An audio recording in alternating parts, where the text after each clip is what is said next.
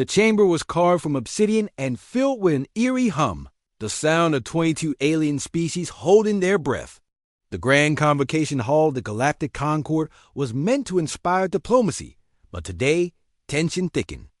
The air like smog dot at the far end of the room, the Xerac High Chancellor raised his glass, his four eyes twitching with smug superiority. "Let it be known," he proclaimed in the universal tongue, "that the Terran species will surrender their outer colonies, dismantle all war-capable ships, and submit to regulatory genetic oversight." Most of the alien delegations nodded with satisfaction. The humans had fought hard, yes, harder than any had expected from a so-called Death World species. But after 5 years of brutal warfare, they were outnumbered, outgunned, and surrounded. The surrender seemed inevitable, all except for one. Commander Elise Vora, Earth's chief envoy, sat at the long obsidian table, still, quiet, her black uniform stiff with military precision. She was the only human in the room. No aides, no generals. Her expression unreadable.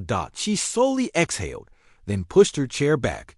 The scrape of metal against stone made several alien delegates flinch. And then she stood up. It was not a grand gesture. No dramatic flair.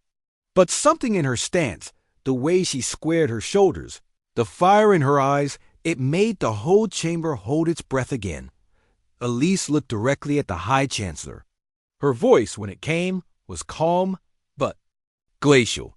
"You've mistaken our silence for weakness," she said, "and our losses for surrender. But let me remind you what we are." Her words echoed with something deeper than volume, conviction, memory, blood.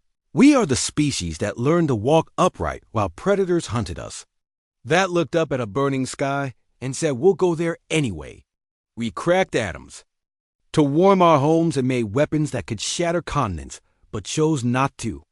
The Trail Ambassador, a creature of chitin and bone, hissed, "You're a broken empire human.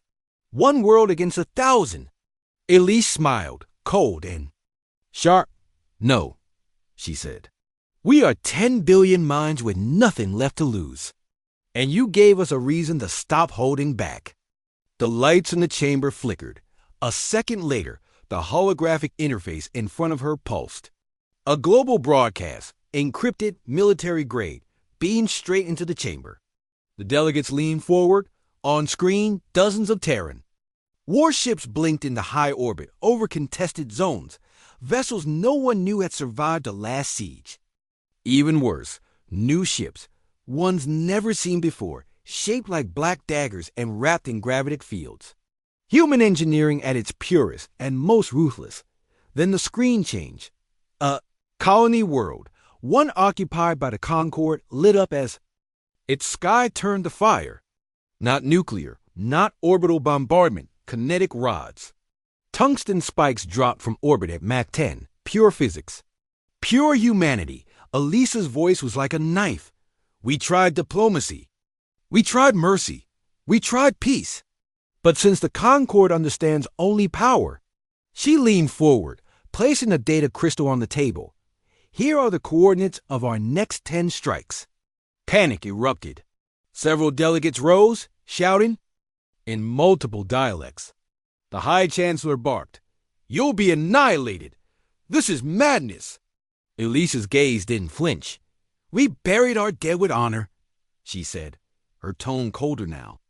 "But you forgot what happens when humans fight not for conquest, but for survival."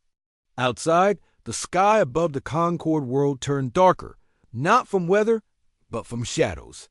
Dozens more human ships had arrived, silent and in perfect formation.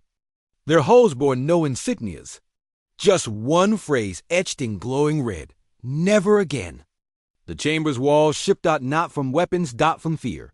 The Koran delegate, who once dissected human prisoners, began trembling. She was supposed to sign the surrender. The Crowfield warlord whispered, "She just declared extinction." But Elise didn't draw a weapon. She didn't shout. She simply turned and walked away, calm as the eye of a storm dot. As she left the chamber, her comms lit up.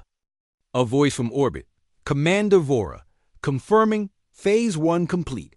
Concord fleet scattering.